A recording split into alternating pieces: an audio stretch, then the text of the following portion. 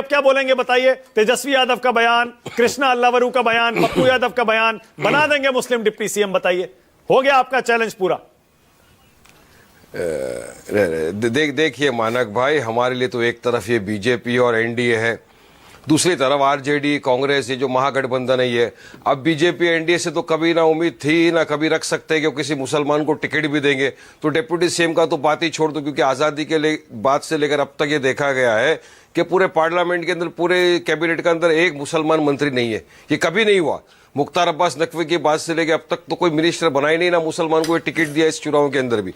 अब उम्मीद थी इनके साथ के महागठबंधन वाले हैं, जिनका स्लोगन है जिसकी जितनी संख्या भारी उसकी उतनी हिस्सेदारी, MY फैक्टर। तो यहां से उम्मीद थी कि टिकट का भी इक्वल डिस्ट्रीब्यूशन करेंगे, मगर आप देख लीजिए कि 19% वालों को कितनी टिकट दी गई है पूरे महागठबंधन में। बात नंबर 1।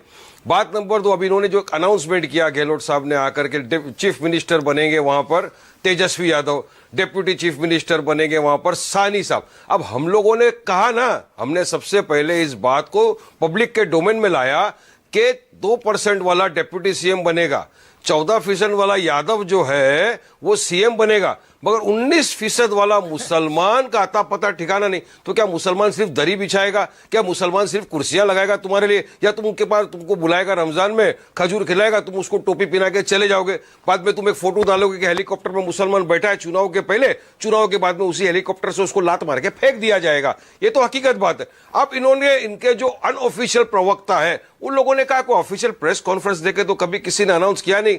अगर इनकी नीयत साफ होती मानक भाई, तो उसी दिन ये बोल देते कि ठीक है हम डिप्टी सीएम बनाएंगे एक मुसलमान को। हमारा ये 19% के अंदर कोई मुसलमान चेहरा इनको नहीं दिखता कि जो बिहार के अंदर डिप्टी सीएम बने। इसी वजह, देखो वजह क्या है मैं आपको बताता हूं। इतने बरसों से इख्तियार पे रहे, इन्होंने मुसलमान के वोटों को अपनी जागीर समझ के रख लिया है मानक भाई। आज सीमांचल जो बिहार का सबसे पिछड़ा हुआ हिस्सा है, टोटल अंडर डेवलपमेंट है। वहां पे ना विकास है, ना कोई इंजीनियरिंग कॉलेज है, ना मेडिकल कॉलेज है, कुछ नहीं। बस क्यों ऐसा हुआ? क्योंकि वहां की ज्यादा करके आबादी जो है मुसलमानों की, इस वजह से बिहार इतना अंडर डेवलप रहेगा। और हमने क्या बोला? हिस्सेदारी की लड़ाई है, आइए साथ में मिलकर लड़ेंगे। 6 सीटों की बात थी, चलिए 6 सीट हमको दे दीजिए सीमांचल के। आपके साथ मौलाना अंसार रजा तो साफ इनकी नीयत हमको दिख गई कि ये लोग बीजेपी को हराना नहीं चाहते, एनडीए को हराना नहीं चाहते, इनकी नीयत में खोट है, इसलिए मुस्लिम एम्पावरमेंट नहीं चाहते, मुसलमान का वोट लेना है। ये आप हमेशा से कहते आए, हिस्सेदारी नहीं देना, ये सारी बातें आप हमेशा से कहते आए।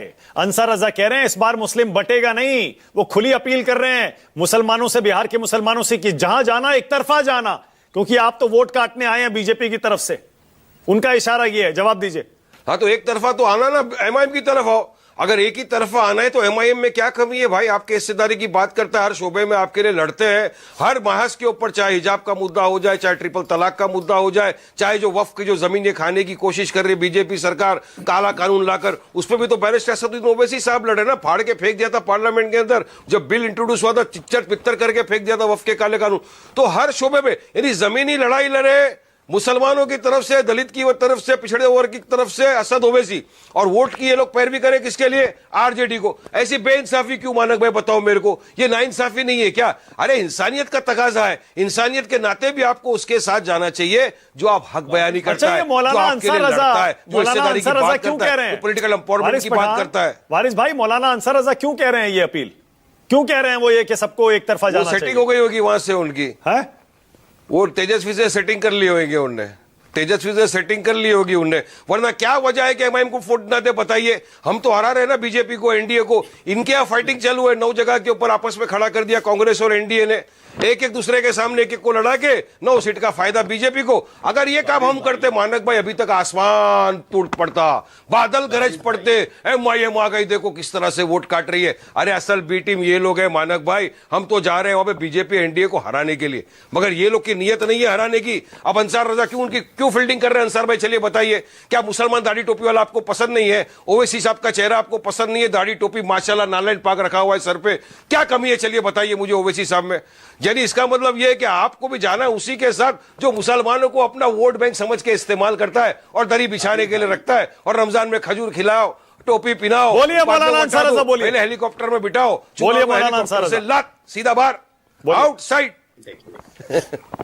मानक भाई, वारिस पठान साहब ने जितनी अपनी वो इलेक्शन वाली स्पीच जिनको याद कराई गई थी, वो उन्होंने आकर के बयान कर दी। नक्शे नारायण पाक रखे हुए हैं, बिल फाड़ दिया। भाई इसी में मुसलमान घूम जाता है कि देखो वैसी साहब कितना मेरे लिए कर रहे हैं, देखो कितनी। अरे भाई तुम्हारे बिल फाड़ने से अकेला तुम्हारा एक वोट है, तुम्हारे बिल फाड़ने से या भाषण देने से होता क्या? वहां तो लड़ाई होती है वोट की।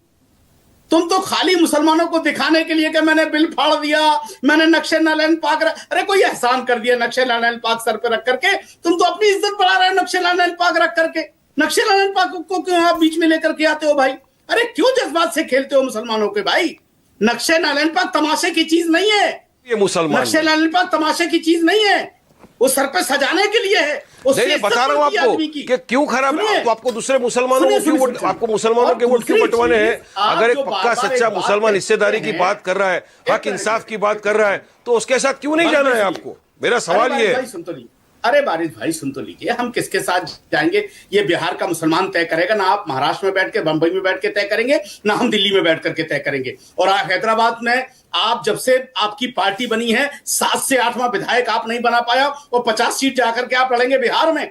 मतलब बिहार के लोगों के अंदर कयादत की ताकत नहीं है, वो वैसी साहब कयादत करेंगे बिहार में जाकर के हैदराबाद से छोड़ करके।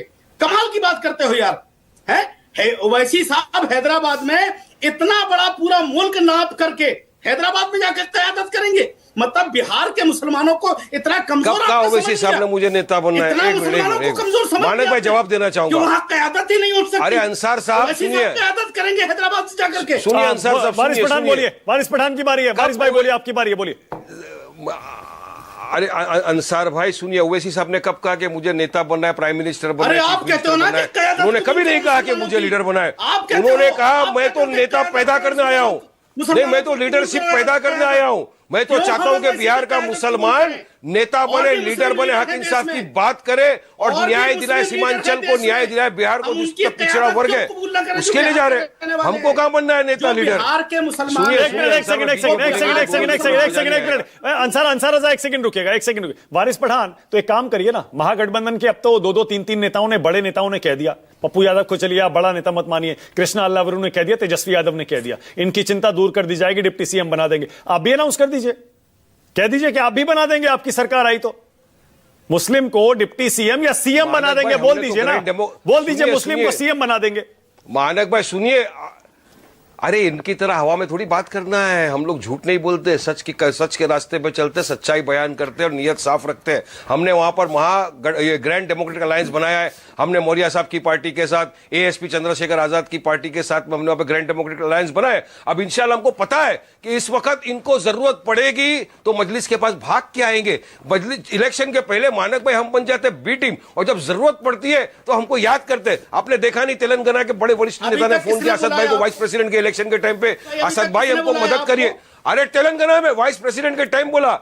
अभी जुबिली हिल्स में जो बाई इलेक्शन चल रहा है उसमें भी हमारी पार्टी सपोर्ट कर रही है कांग्रेस को, उसमें भी हमारी पार्टी सपोर्ट कर रही है कांग्रेस को।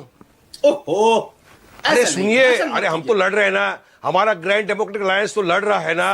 हम बनेंगे किंग मेकर, देख लेना, मेरा पाएंगे समर्थन दो। ओके, जरा सैयद लरे बकरम को लाइए, जरा सैयद लरे बकरम को स्क्रीन पर लाइए। लरे बकरम भाई करिए चुनौती स्वीकार, थोड़ा सा क्लियरली कह दीजिए डिप्टी सीएम मुसलमान को बनाएंगे। अभी रतनलाल जी और कुंतल कृष्णा आपके पास आ रहा हूं, उसके बाद कह दीजिए मुस्लिम को डिप्टी सीएम बनाएंगे। सैयद लरे बकरम।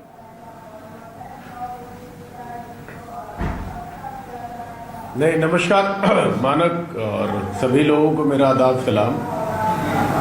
ये कौन बोल रहे मैं समझ नहीं पा रहा हूँ, तो थोड़ा सा मुझे आवाज़ की प्रॉब्लम आ रही है आपकी। किन्ने पूछा कि बता दीजिए मुस्लिम डिप्टी सीएम बनाएंगे? हाँ, ये मेरा सवाल है आपसे सैयद लरे बकरम।